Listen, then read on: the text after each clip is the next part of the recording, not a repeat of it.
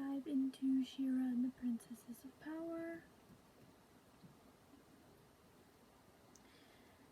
Yeah, anyway, let's get into it. So, part 4 where I talk about season 4. Let's get into it.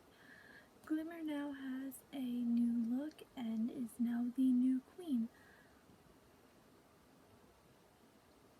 Yeah, she has a new look and she's now it takes place at her coronation to become the new queen. I haven't talked about Glimmer a whole lot, but she has some amazing character development throughout the series. She's matured a lot since season 1, and her new look kind of like, I don't know. With her new look, she does look a bit more mature. But before her coordination can start, she, Adora, and Bo end up going on a little adventure where she learns how to fully connect to the Moonstone, her runestone, and now all of the Moonstone's power is now hers, because before she was kind of sharing it with her mom. She didn't fully have all the power yet, but now she does. Meanwhile, Catra attacks Hordak, stealing some of the first one's tech Entrapta used on his armor.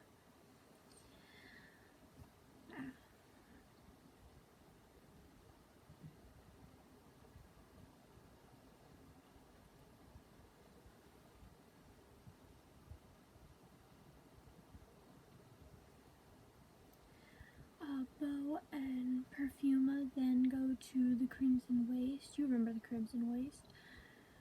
To get Mara's ship, only for the Horde to have already taken it when they got there.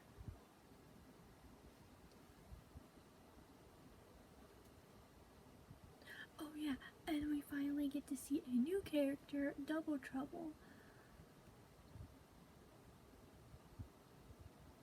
Yeah, we meet a new character, Double Trouble. Now I feel seen. Bo hacks into one of the Horde badges. Yeah, one of the Horde badges, yeah. My autocorrect keeps changing all my words, so it's kind of hard to figure out what I typed, what I'm trying to say sometimes. But yeah, everyone in the Horde have these little like badges basically saying, I'm part of the Horde. And there's some tech in there, and Bo hacks into one of them. Hacks into one of the badges to find Mara's ship, but Catra shows up and her and Shera fight. Perfuma uses her plant magic to lift up the whole ship, because Bo hacked into the badge, found the ship, they got to the ship, her and Catra are now fighting, and then Perfuma uses her plant magic to lift up the ship. Catra begins to feel guilty about how she banished Entrapta to Beast Island, which, if you remember, Beast Island is the place where you send people and no one has ever returned. So yeah, that's where you go if you never want to be seen again. Yeah, she starts to feel guilty for banishing Entrapta and all the other things she did, and she's really starting to be like, oh, maybe I'm the bad guy.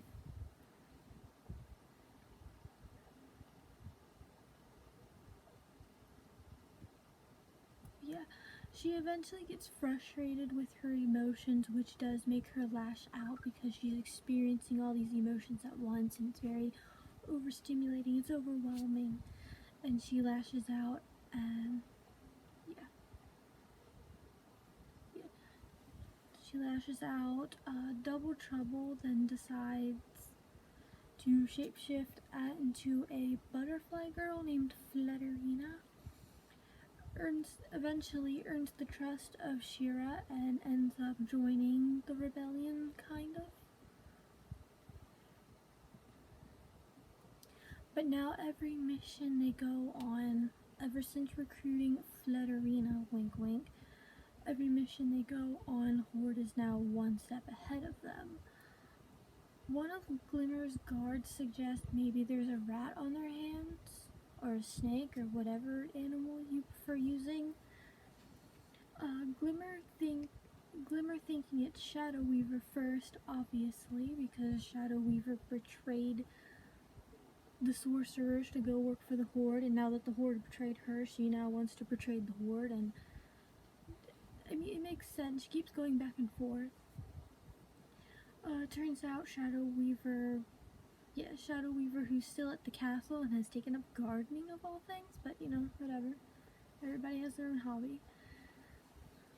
Shadow Weaver wants to teach Glimmer, now that she has all of the power of the Moonstone and is not sharing with her mother anymore, wants to kind of help her with her new powers, since Shadow Weaver is all about, you know, magic. They end up performing a spying spell and see Catra in a hidden base. Glimmer ends up going there alone, because that's a smart idea. Catra ends up setting off a bomb bot. Catra ends up setting off a bomb and then ends up getting stuck under some rubble. Oops. Glimmer teleports away the bomb before she goes off, and before she runs off, and then Catra gets saved by Double Trouble. Adora starts to question if trusting Light Hope was a good idea. Hordak is still upset that Entrapta is gone, but still believes she's a traitor. So he has kind of some mixed emotions towards Entrapta. Scorpia has been keeping Entrapta's pet robot Emily a secret, which is kind of adorable because Scorpia will sit there and try to like feed it like it's a dog and it's a robot. Scorpia's cute. I like Scorpia. Scorpia finds Entrapta's recordings. They are hidden inside Emily.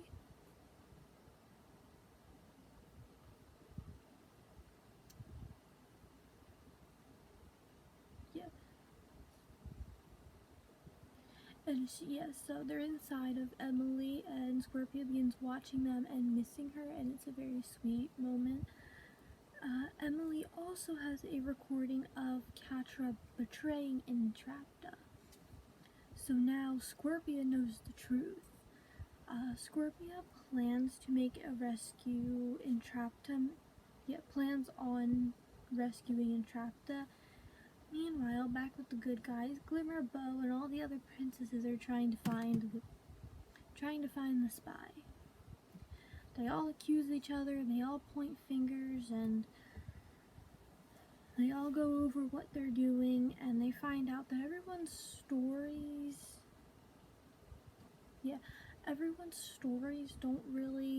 aren't really consistent with each other's.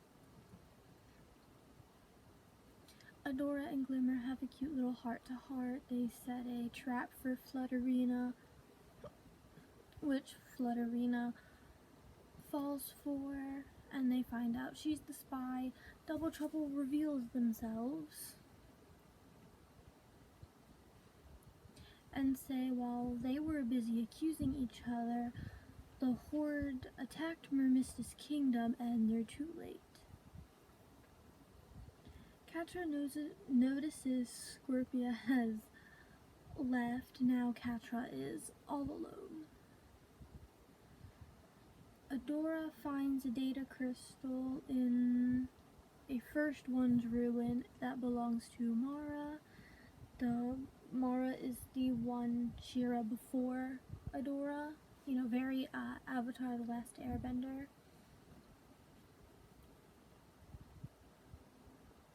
Adora plays Mara's last message about Light Hope being corrupt and lied. Mara activates the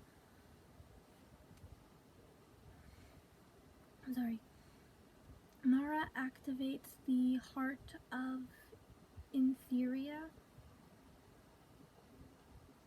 Mara activated the heart of Intheria, and it would have destroyed the world if she didn't pull the planet into the pocket dimension, hence why there's no stars in the sky and there's no other planets around. It's just Intheria, and that is it.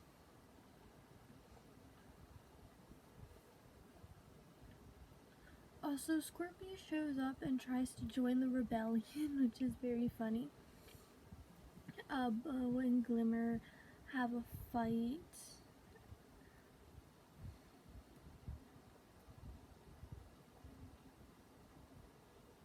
Yeah, they have a little scuffle, and then Bo and Adora sneak into Maro's ship along with Swiftwind, the horse. I don't think I mentioned this, but way back in episode 1, I think it was, Adora gets her horse. Oh, well, it's not really a horse, it's a, I'm trying to think the word for it. There's a word for it.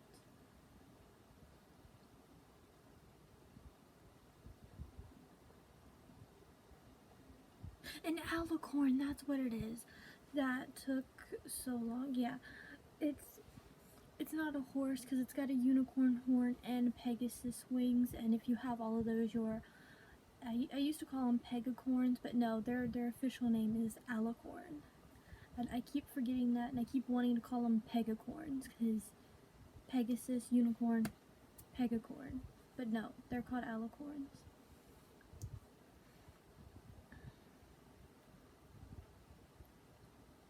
Yeah, so Adora has not a pegacorn, an alicorn named Swiftwind. They ride it to Beast Island. Turns out Beast Island, like I said, is a dumping...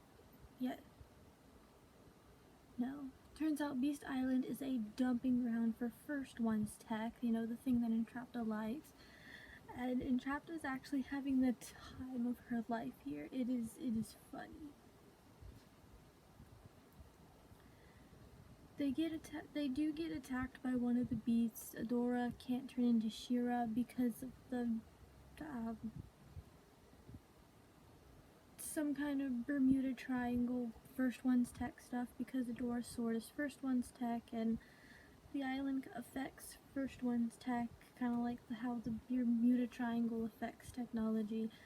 She can't turn into Shera.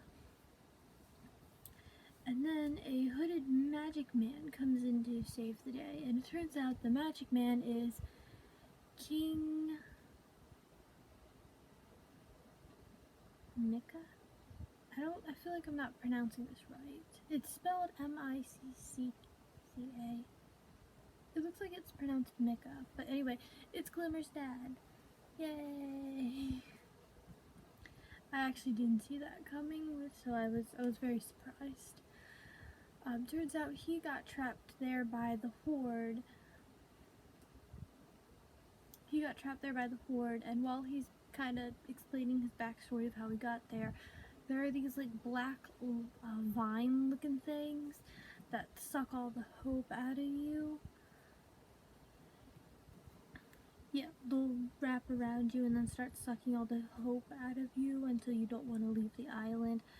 And when all hope seems lost, like you see in every Disney movie ever, Adora then remembers the promises she's made and what's really important, and by forcing those thoughts out, she's able to turn into Shera.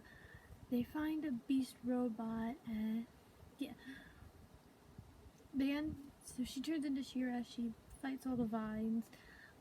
Beast robot then shows up, and guess who's inside? Entrapta! Yay!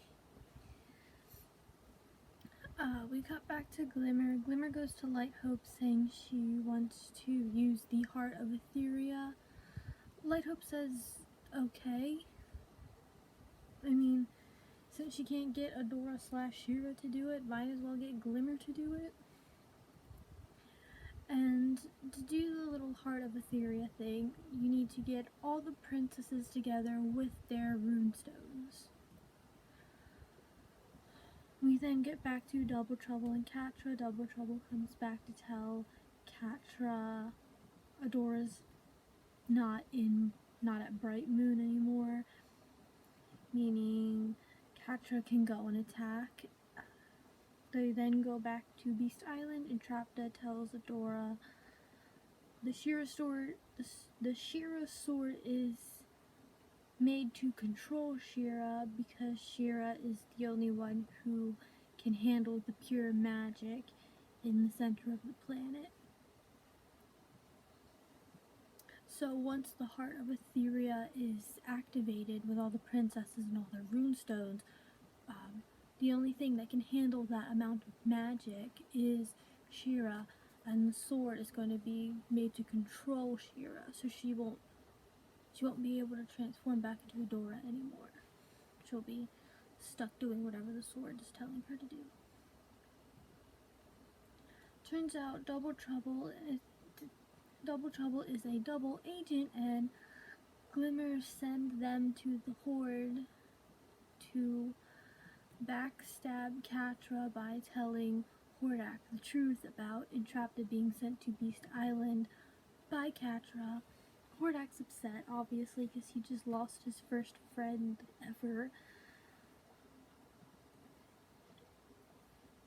And Hordak, just like with Entrapta, just believes this random lizard shapeshifter, and with no evidence,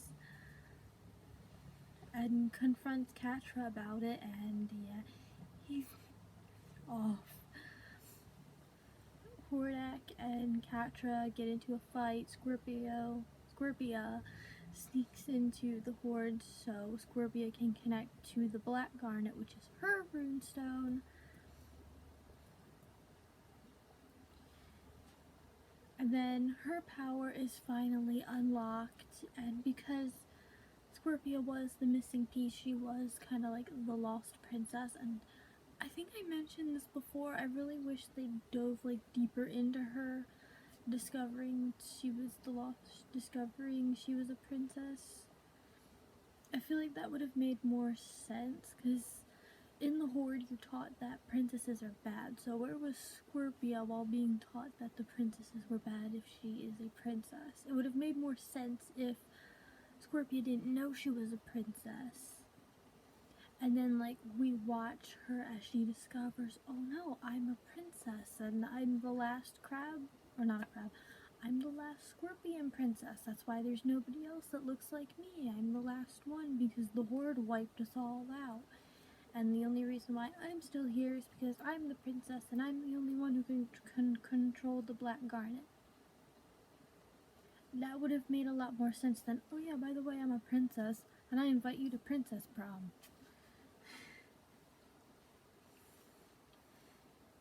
But yeah,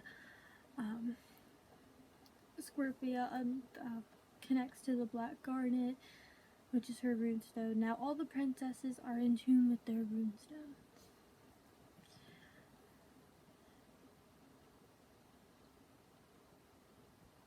And because of that, the Heart of Etheria can be activated. The sword takes over Shera. Shera goes to Light Hope to find out Hordak didn't take Adora away from her family. That was Light Hope. This whole time, Shera thought Hordak took her away from her family, but no, it was actually Light Hope that did that. Light Hope creates a portal to move Etheria out of the pocket dimension. Mara put them in, sucking all of the magic out of the princesses. Shera is fighting the power that's controlling her and actually breaks the sword, setting everyone free. Light Hope vanishes. Glimmer is captured by the Horde. And Horde Prime is here, because all of that fighting and portal making, yeah, because Light Hope opened the portal, and Horde Prime now shows up.